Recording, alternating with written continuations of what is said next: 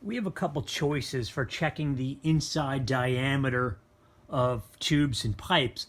This is a 2-inch ID, and you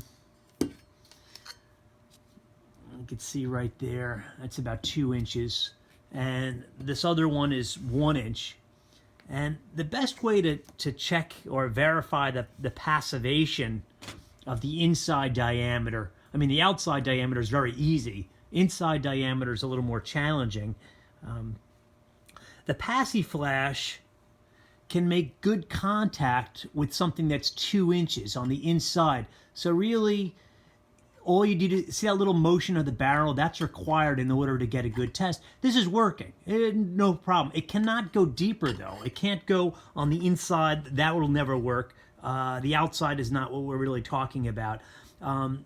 I would say that's adequate contact, but it's only the very first 1 centimeter on the inside. Now, if you go to a 1 inch diameter pipe, pretty much the same thing. We could go in and make contact.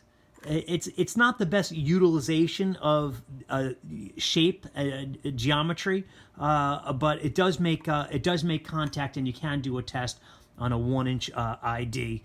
I think most of us prefer to go just a little bit deeper, maybe 1 inch, but the Passi-Flash would not be able to do that. I would recommend more of a slender probe like the Pipe Explorer number 2027.